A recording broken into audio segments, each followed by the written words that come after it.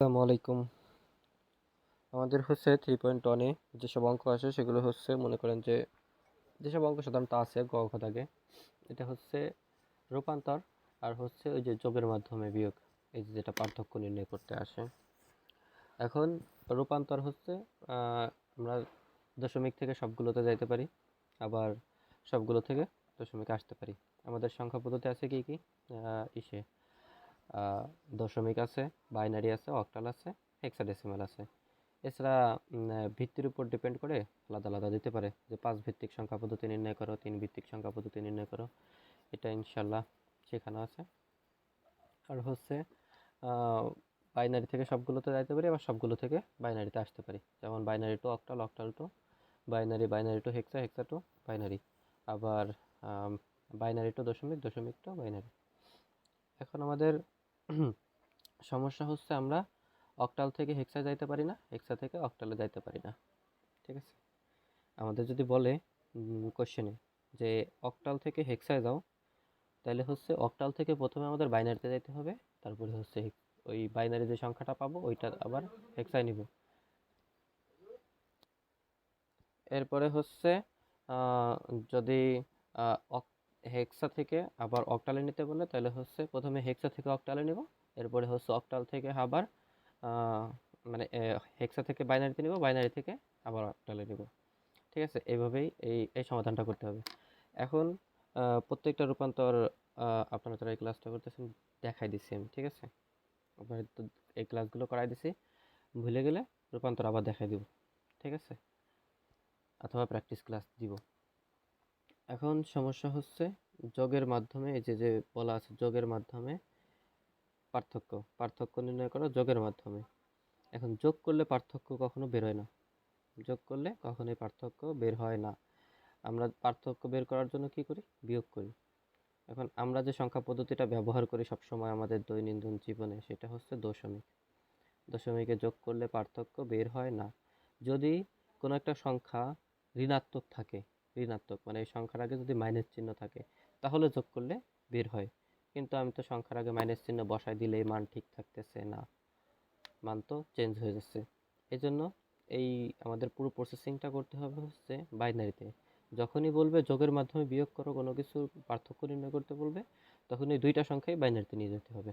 ঠিক আছে, যেটা ছোট সংখ্যা ওইটার আগে মাইনাস দিব, তার মানে মাইনাস বসানোর আমাদের কোনো সংখ্যার মাইনাস মান বের করার পূর্ব শর্ত কি? যে ওইটার করতে হবে, যে দুইয়ের পরিপূরক বের করতে হবে। ঋণাত্মক করার পূর্ব শর্ত হচ্ছে দুইয়ের পরিপূরক বের করা। দুইয়ের পরিপূরক মানেই ঋণাত্মক মান, কোনো সংখ্যার দুইয়ের পরিপূরক মানেই ঋণাত্মক মান। এই যে মনে করেন যে 4e, এই যে আমাদের আছে 4e, আর আছে হচ্ছে 7 6। আমি এখনো জানি না কোনটা ছোট কোনটা বড়, কিন্তু মনে করেন এই 7 6 আমাদের ছোট সংখ্যা। ঠিক আছে, কি 7 6 ছোট। এই যে এই 7 6 যদি এখন কি করতে হবে? বিয়োগ করতে হবে। যদি এরকম থাকে মাঝে প্লাস দিলাম, এই যে যোগ করলাম, পার্থক্য তো বেরোলো না, মোট যোগফল বের হইল। কিন্তু যদি এই 76-এর পূর্বে একটা মাইনাস থাকে, এরপরে সমাধান করতে গেলে কি হবে? 4e প্লাসে মাইনাসে মাইনাস। এখন হচ্ছে এই যে প্লাসে মাইনাসে মাইনাস হয়েছে, এখন ওই যে বিয়োগ মানে বিয়োগ করতেই পারতেছে। ঠিক আছে, অটোমেটিক হয়ে যাচ্ছে। ঠিক আছে, এখন হচ্ছে যদি আমরা এইভাবে কোনো একটা সংখ্যার পূর্বে মাইনাস নিয়ে আসতে পারি, তাহলে হচ্ছে যোগ করলেও বিয়োগ মান বের হয়ে যাচ্ছে। এখন তাহলে এটা আমরা কিভাবে করতে পারি? ঠিক আছে, এই এই এই সিস্টেমে করার একটাই ওয়ে হচ্ছে দুইটা সংখ্যায় বাইনারিতে নিব, এবং যে ছোট সংখ্যাটা থাকবে ওই সংখ্যার পূর্বে মাইনাস বসাবো। আর মাইনাস বসানোর পূর্ব শর্ত হচ্ছে করতে হবে বাইনারি, এই যে বাইনারিতে যাই দুইয়ের পরিপূরক বের করতে হবে, ওই সংখ্যার দুইয়ের পরিপূরক বের করলেই আমাদের মানটা চলে আসতেছে। ঠিক আছে, মাইনাস মানটা। আচ্ছা, আগে তাহলে আমাদের কোশ্চেনটা দেখি আমরা কি বলছে। এই যে যেভাবে কোশ্চেন আসবে, ঠিক আছে, আমি ঠিক সেরকম একটা কোশ্চেন সাজাইছি। কি বলছে? 4e, এটা আছে কিসে? এই যে ভিত্তি দেওয়া আছে 16, তার মানে এটা আছে হেক্সাডেসিমেলে। এখন হচ্ছে এই যে যে হেক্সাডেসিমেলে আছে, এটা কি করতে বলছে? দশমিকে নিতে বলছে। ঠিক আছে, এখন দশমিকে নিতে হয় কিভাবে দেখি। 4 পুরোটা সাজাই করি।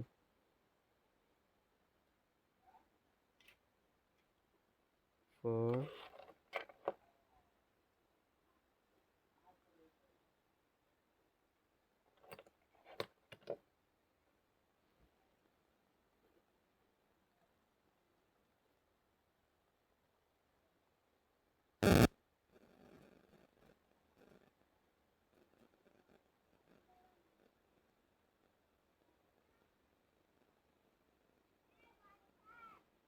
দশমিকে প্রকাশ করা হলো। আচ্ছা, এখন এটা কিভাবে প্রকাশ করতে হয়? বাইনারি দশমিক থেকে কোনো কিছুতে আসার জন্য ভাগ করতে হয়, আর কোনো কিছু থেকে মানে যে হেক্সাডেসিমেল বা বাইনারি অথবা অক্টাল থেকে যাওয়ার জন্য গুণ করতে হয়। তাহলে এটাতে হচ্ছে আমরা 16 দ্বারা গুণ করব। প্রত্যেকটা সংখ্যার আলাদা আলাদাভাবে 16 দ্বারা গুণ করব। 4 সমান হচ্ছে 4 ইন্টু 16 প্লাস ই ইন্টু 16। আচ্ছা, এখন হচ্ছে পাওয়ার দিতে হবে, শেষ থেকে পাওয়ার দিয়ে আসবো 0 1। কোনো কিছুর পাওয়ার 0 হলে সেটার মান 1। আচ্ছা, 4 গুণ 16 কত হয়? 16 on 6 প্লাস এর মান হচ্ছে কত? 14 on 4 প্লাস কোনো কিছুর মান 0 থাকলে আসে, মানে কোনো কিছুর পাওয়ার 0 থাকলে মান আসে 1 দেওয়া লাগতেছে না। তাহলে হচ্ছে মান আসতেছে কত? 4 কত? 64 6 4 প্লাস হচ্ছে অন 4 কত আসে? 6 4 প্লাস অন 4 4 4 8 7 8।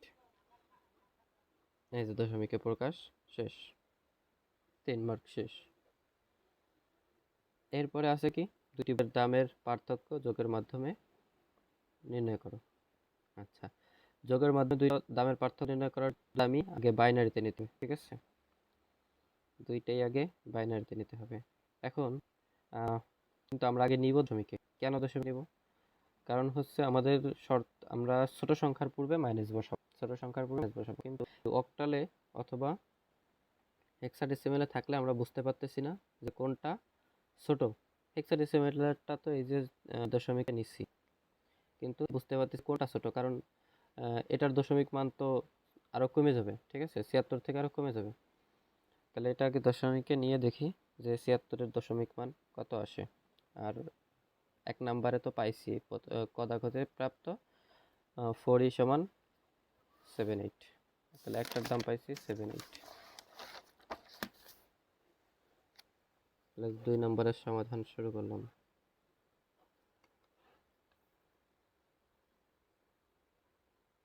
প্রাপ্ত হতে প্রাপ্ত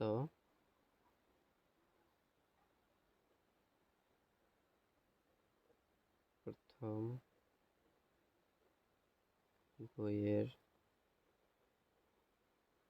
মূল্য কত পাইছিলাম? ওইখানে 7 8 টাকা, ঠিক আছে? এখন দ্বিতীয় বইয়ের মূল্য দেওয়া আছে কত? এটা হচ্ছে দেওয়া আছে,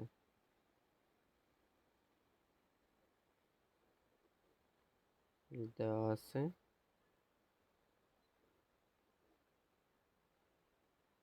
দ্বিতীয় বইয়ের মূল্য এখানে হচ্ছে কত ছিল? 7 6 অক্টালে 7 6। এইটাকে আগে নিব হচ্ছে দশমিকে, দশমিক থেকে এরপর বাইনারিতে, ঠিক আছে? আচ্ছা, তাহলে হচ্ছে এটার এটার দশমিক কত হচ্ছে? সেভেন সিক্স সমান হচ্ছে 7 গুণ 8 প্লাস 6 গুণ 8, কারণ কোনো অক্টাল বা হেক্সা বা বাইনারি থেকে দশমিকে যাওয়ার সময় গুণ করতে হয়। আচ্ছা, এখন হচ্ছে পাওয়ার দিব। কোনো কিছুর পাওয়ার যদি 1 থাকে তাহলে যে মান সেটাই। 7 8 56, 5 6 প্লাস হচ্ছে কোনো কিছুর পাওয়ার 0 থাকলে 1। আচ্ছা, তাহলে হচ্ছে 6 6। এখন এখানে কত আসে? 6 6 12, 2 হাতে 1 5 1 6, 62। আচ্ছা, এটা কি পাইছি? দশমিক মান। এটা দশমিক মান। এখন এটা বাইনারিতে নিতে হবে, দুইটাই বাইনারিতে নিতে হবে, এটাও বাইনারিতে নিতে হবে। ঠিক আছে, এটাও বাইনারিতে নিতে হবে। এই যে 7 8 এর বাইনারি মান কত আসে? এই দুটার ভিতর ছোট কোনটা?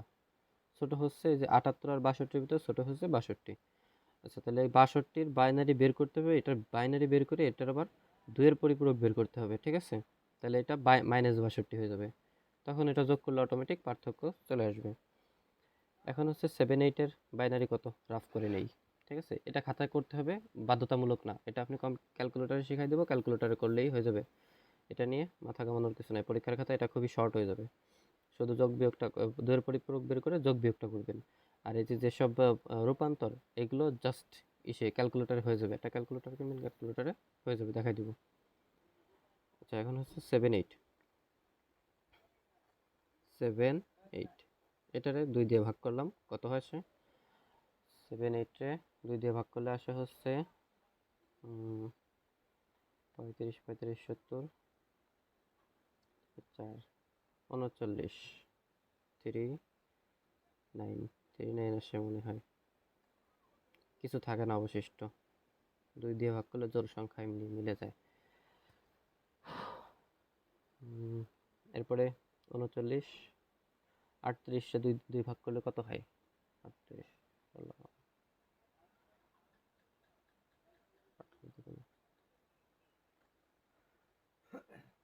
19।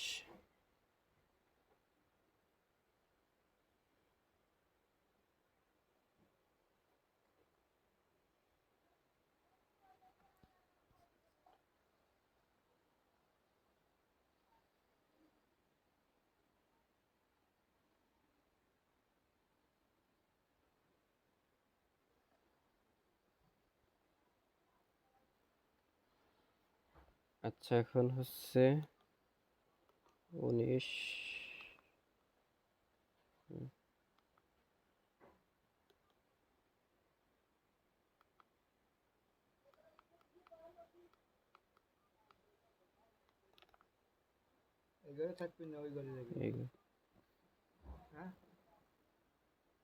আচ্ছা, এখানে 19 হয়, 2 দিয়ে ভাগ করলে হচ্ছে 19 এর পর কয়বার যায়? 9 18 থাকে না, 9 দুগুণে 18, তাহলে হচ্ছে 9 আসে। এখানে হচ্ছে 1 অবশিষ্ট থাকে।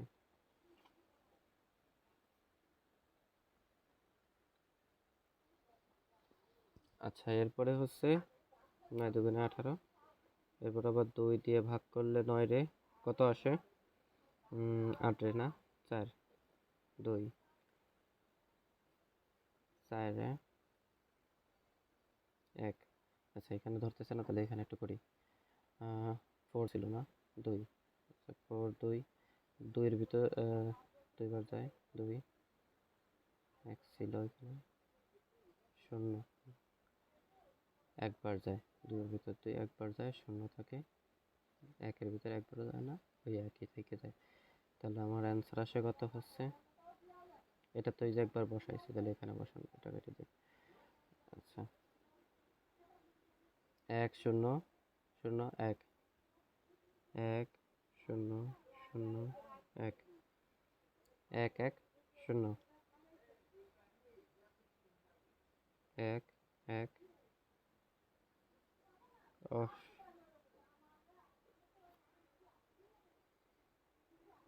বসে আসতে হলো প্রথম থেকে। 1 0 0 1 1 1 0। কত আসলো তাহলে? 1 2 3 4 5 6 7টা আছে। আচ্ছা 62-র কয়টা আসে দেখি। 62-র হচ্ছে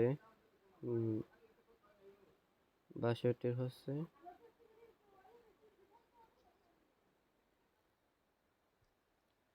62-র বাইনারি মান কত আসে? 6 2 2 30 31 31। আচ্ছা এখন হচ্ছে 30-রে 2 ভাগ করলে কত আসে? 15। এখানে 0 থাকে। 15 15 2। এখন হচ্ছে এই যে 15 ভাগ করলে কতবার কি থাকে? এখানে 31-এ ভাগ করলে 1 অবশিষ্ট থাকে। 15-রে ভাগ করলে থাকে 7। 7 দিয়ে 7 বার যায়, 7 দুগুণে 14, 1 থাকে অবশিষ্ট। 3 দুগুণ 6, কত থাকে অবশিষ্ট? 1। এরপরে হচ্ছে 2 একে 2, কিন্তু অবশিষ্ট থেকে যায় 1। 2 2 এর ভিতর কয়বার যায়? একবার, অবশিষ্ট থাকে না। 3 2 এর ভিতর কয়বার যায়? 2 3 এর ভিতর একবার যায়, একবার দুঃখিত। 2 3 এর ভিতর একবার যায়, ঠিক আছে, অবশিষ্ট থাকে 1। 2 1 এর ভিতর একবারও যায় না, ঠিক আছে, তার মানে অবশিষ্ট ওই একই থেকে যায়, ঠিক আছে। এটার জন্য খুবই দুঃখিত। তাহলে হচ্ছে শেষ থেকে বসে যাব। 1 1 1 1 1, তাহলে 5টা 1 0। 1 2 3 4 5 0, কাছাকাছি বসাই দিই, ঠিক আছে। তাহলে এখন হচ্ছে আমরা কি পেয়েছি? এই যে 5টা 1, হ্যাঁ, 5টা 1 0। এটারে মানে সেই ছোটটার কি বের করতে হবে? 2 এর পরিপূরক, এইখানে বের করি, ঠিক আছে। নাহলে আরো সুন্দরভাবে যদি করতে চান তাহলে হচ্ছে এখানে লিখতে হবে, ঠিক আছে। পেজে করি, তাহলে ক্যামেরায় ধরতেছে না। এখান যদি এইভাবে লিখি যে হচ্ছে 62 এর 2 এর পরিপূরক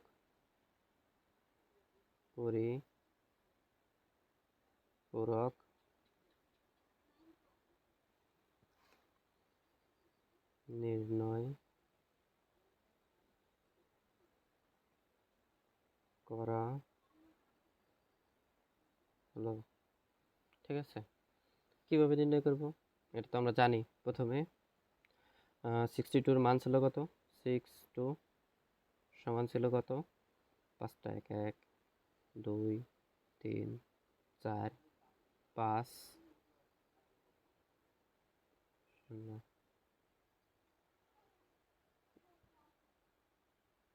এটারে 5 6টা আছে, কিন্তু আমাদের বিট লাগবে কয়টা? 8টা। তাহলে এখানে প্রকৃত মান কত? 2টা শূন্য বাড়াই দিলে 8টা হয়ে যাচ্ছে। 1 2 3 4 5 0। এটা হচ্ছে আমাদের কি? প্রকৃত মান, ঠিক আছে। এটা হচ্ছে আমাদের প্রকৃত মান। এখন এই যে প্রকৃত মান, এটা উল্টাই দিলে মানে 0-র জায়গায় 1, 1-এর জায়গায় 0, এটা করে দিলে হচ্ছে কি পাবো? 1-এর পরিপূরক, ঠিক আছে। তাহলে আগে ঘুরাই দিই। অন অন 0 0 0 0 0 0 0 1, ঠিক আছে। কয়টা হলো? 1 2 3 5। আচ্ছা, এখন এই যে 1-এর পরিপূরক পাইছি, এটা কি পাইছি? 1 এর পরিপূরক। এই 1-এর পরিপূরকের সাথে যদি 1 যোগ করি তাহলে কি পাবো? -62। -62-র মান পাবো, অর্থাৎ 2-এর পরিপূরক পাবো। অর্থাৎ কি পাবো? 2 এর পরিপূরক। দেখছেন কত ইজিলি বের করছি। প্রথমে 62 মানে ছোট যেটা, সেই ছোটটার 2-এর পরিপূরক মাইনাস করতে হবে, ঠিক আছে। যেহেতু ছোটটার আগে মাইনাস বসানো লাগবে, ছোটটার 2-এর পরিপূরক বের করলাম। এই যে কীভাবে বের করছি? এই যে বসাইছি, সুন্দর মতো বসানোর পরে প্রকৃত মান বের করছি, মানে 8 বিটের রেজিস্টার করছি। এই যে 8 বিটের রেজিস্টার মানে প্রকৃত মান, ছয়টা ছিল, সামনে দুটা শূন্য, সামনে শূন্য তো কোনো মান নাই, কিন্তু আমাদের বিট সংখ্যা তো বাড়তেছে, যার কারণে আমরা দুইটা শূন্য বসাই দিছি। শূন্য বসায়ে এরপরে হচ্ছে একের পরিপূরক কীভাবে বের করছি, ওই শূন্যরে এক আর একের শূন্য বানাই দিছি, দুইয়ের পরিপূরক চলে আসছে। এরপর ওই একের পরিপূরকের সাথে এক যোগ করে কি করছি, একের পরিপূরকের সাথে এক যোগ করে দুইয়ের পরিপূরক বের করছি, পরিপূরক,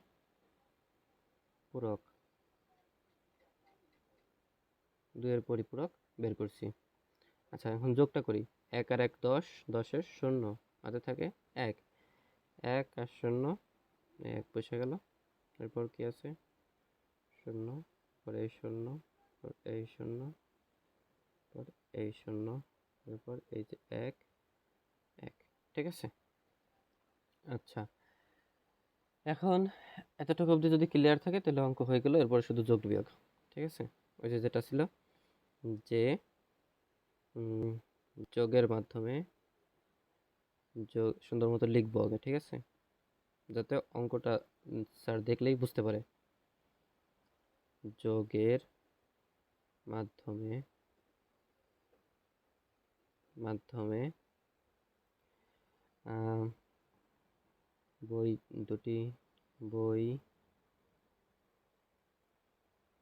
দুইটির দামের পার্থক্য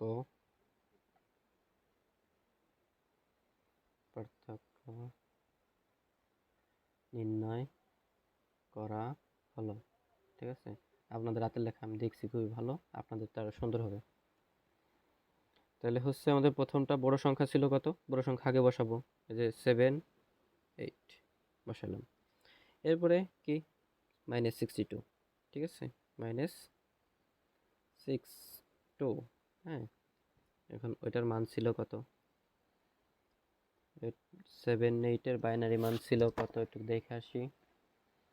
1 0 0 1 1 0। ঠিক আছে, 1 0 0 1 1 0। ঠিক আছে, কত হলো, 1 2 3 4 5 6 7। যোগের সুবিধা তার একটা বসালেও হয়, কারণ নিচেরটাই তো 8 বিট আছে, না বসাইলে নাই। ঠিক আছে, তো পরেরটাই কি আছে, -62-র মান কত, এই যে -62-র মান দেখা যাচ্ছে, এই যে -62-র মান, -62-র মান কত, অন অন ত্রিপল 4টা 0। প্রথমে কি আসে, অন 4টা 0,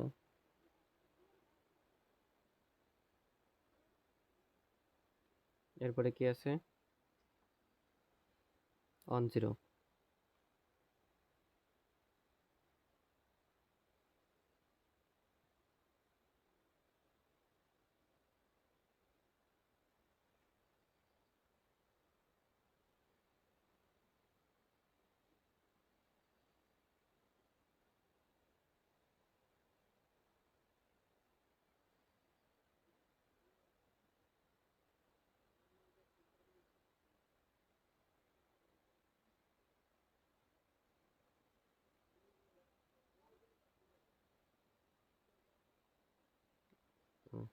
অন অন অন অন। ঠিক আছে, আমি একটা অন বসাইনি, তাই তো ভাবি মিলতেছে না কেন। এরপরে হচ্ছে এই অংশ আরেকটা 0, এখানে অন 0। ঠিক আছে, এখন এটা হচ্ছে যোগ করতেছি। ঠিক আছে, আমরা কিন্তু যোগ করতেছি, দেখেন আমরা কিন্তু পুরো সিস্টেমে যোগ করতেছি। 0 0 যোগ করলে কত হয়, 0।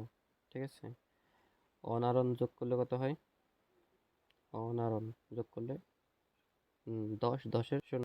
আপনাদের তো যোগ করে দেখাইছে যে কিভাবে 10 হয়। ঠিক আছে, ওইটা কি আসলে, তো এই জন্য যেভাবে বলতে করতে সুবিধা হয় ওইটাই দেখাচ্ছি, বুঝছেন। আপনাদের তো আমি আসলে এই যে কিভাবে ভিত্তি দিয়ে বিয়োগ করে হাতে কত থাকে কি, এগুলো তো দেখাইছি। ঠিক আছে, ডিটেলস আর করতেছি না। 1 আর 1 10, 10-এর শূন্য, হাতে থাকে 1, 1 আর 1 আবার 10, 10-এর শূন্য, হাতে থাকে 1, আবার 1 আর 1 10, 10-এর শূন্য, হাতে থাকে 1। ঠিক আছে, তাহলে এই 1 এর 1 বসে যাচ্ছে। ঠিক আছে, এই শূন্য বসে যাচ্ছে। এরপরে হচ্ছে আবার এই যে 1 আর 1 10, 10-এর শূন্য, হাতে থাকে 1, দেখি থাকে 1 থাকে, 1 আর 1 10-এর শূন্য, হাতে থাকে 1। তো তাহলে এই যে হচ্ছে এই 1 2 3 4 5 6 7 8 আমাদের এই যে 1 2 3 4 5 6 7 8 8টা বিট। এই যে এই তাহলে এটা হচ্ছে ক্যারি বিট, ঠিক আছে। এটা কি ক্যারি বিট? ক্যারি বিট কি গ্রহণযোগ্য? না, ক্যারি বিট গ্রহণযোগ্য নয়। ক্যারি বিট গ্রহণযোগ্য না, ঠিক আছে। তাহলে অ্যান্সার হচ্ছে 78 থেকে 62 বিয়োগ করলে কত থাকে? এটা কিভাবে করি আমরা? আমরা তো জানি যে এই যে বীজগণিতে আমরা বীজগণিতে যে করছি না, যে এখানে আমি করে দেখাচ্ছি, ঠিক আছে। অঙ্কের মাঝখানে যে করে দেখাচ্ছি, একটু জায়গাটা নিলাম।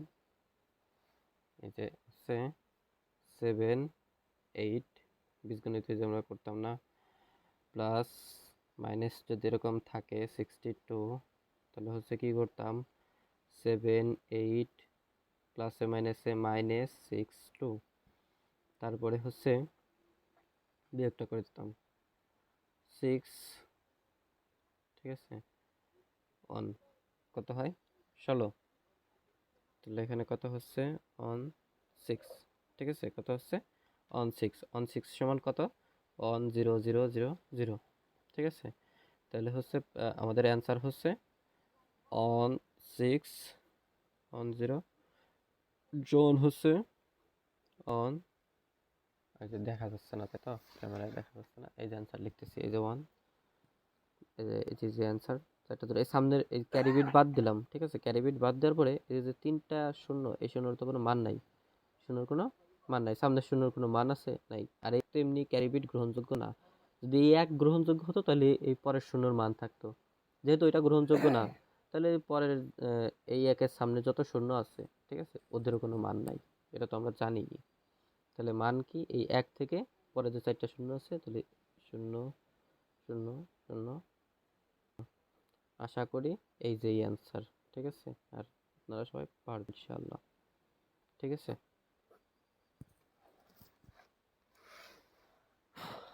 এখন এইটা হচ্ছে পুরোটা দেখার পরে, করার পরে বাকি একটা চেষ্টা করবেন, যেখানে বাঁধবেন ঠিক সেটা আমাকে দেখাবেন, ঠিক আছে। যেখানে বাঁধবেন ওইটা আমাকে দেখাবেন, আমি সলভ করে দিব অবশ্যই, বুঝছেন।